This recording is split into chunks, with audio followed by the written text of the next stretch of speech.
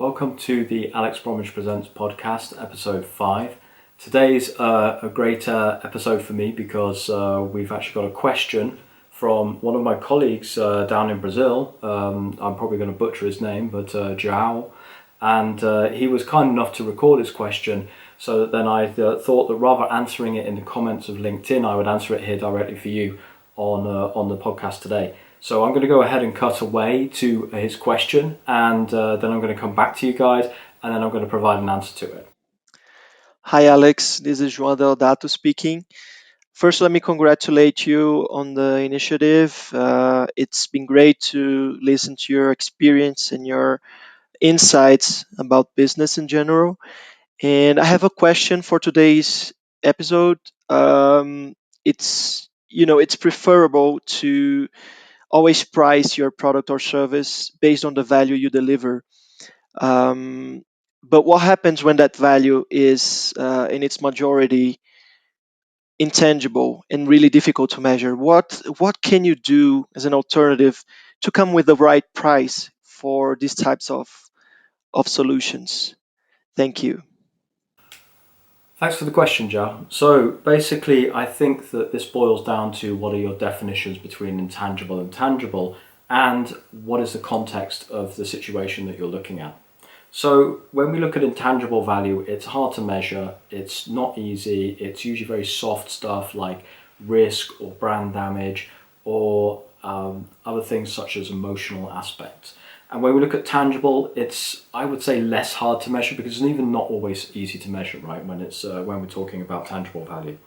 And so both are difficult in order to do, but the benefits that you can get from doing it are, really good and really valuable, because if you understand the value that you're bringing, you will also understand much better your own product and your own sales proposition and the way to communicate it to your customers. But firstly, what I would do is I would look for benchmarks, because the whole idea of understanding the value of your offer is to understand how you can price your offer. And I think that you need to ask 3 contextual questions to yourself about that. You need to ask, why is the intangible value important for this sale or important for this product? What is it that's bringing to you that you don't already get? You need to also ask, where does the tangible value stack up against the cost? So I should have some tangible value, right? And that should stack up against the cost. The likelihood is that it doesn't look very good, and really that may indicate the crux of the problem where you would probably need to focus. And then you need to think also about my competitors, the category that I'm operating in. Where are they lying versus the pricing point that I'm looking at? And where does that put me based on a market map? If you look into the grid that I mentioned yesterday in my podcast, Matt talks a lot about the marketing map and how you position your competitors.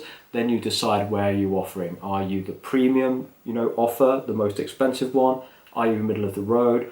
Or are you going to be at the lower end of the economy scale?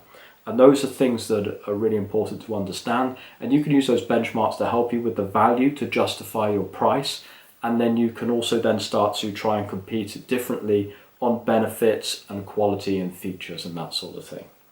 Key things that I think you should remember in a business-to-business context is that the decision to buy is rarely a rational one. So the first decision to buy by an executive or by an individual even outside of the business community is going to be much more a emotional decision. Then they're going to use rationale, business cases, return on investments, years of payback in order to justify the decision that they've already made in their mind. Now, I think we'd like to think as business people that we're all, hyper-rational characters, but it's not true. We're human beings just as anyone else and just as any consumers, but we have an ability to get more data and back up our decisions in that way. As a consumer, I might decide that I want a MacBook Pro tomorrow. I'm going to go out and buy one, and then I'll find some arguments to try and justify it so I don't get in too much trouble with my wife. In the business world, it's not that dissimilar. You would usually make a decision on your gut, and then you will look for data. Am I saying it should be that way? No, I would rather do it another way where you do the decision analysis, but the amount that's used is very, very little. So I would really make sure that you understand that. So you want to be making sure that when you're talking about the values, and talking is just as good as being able to calculate it, that you're understanding, is there a scarcity approach we can take here? Is there something around fear and a feeling of risk and anxiety that you can play on? Is there something where I can say, well, yeah, look at my brand. My brand is fantastic compared to all these competitors, and that means I'm therefore worth more because of my brand. The competition are down on that. Now that's getting very negative, so I wouldn't necessarily go down that way.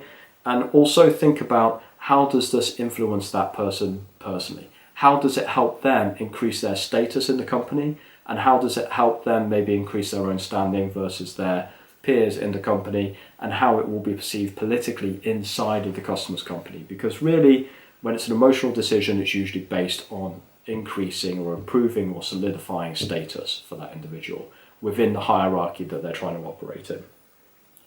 So they will usually try and talk about business language, but that will be once that they've decided whether it's a good idea or not. So if you're getting to that stage, it's probably good, because then there is some attractiveness already to the offer. If you're not getting to that stage, it's probably not going to be clear. So be clear on the value. Make sure you stick to your price. Discounting is an absolute killer. Matt talks about this in a lot in his book, and I think you should read the section on pricing, because it's a really enlightening section in general. And if you are finding that you're getting a hard sell to the customers based on the amount of value, try tiering your offer, try breaking it up into different sections, because then you can find that maybe you can apply different sections to different types of customers, and that might help unlock the value in the market that you're looking for. So I hope this has been a good answer to your question, Joao, and thanks very much for it, and I'll speak to you all tomorrow. Thanks very much. Bye.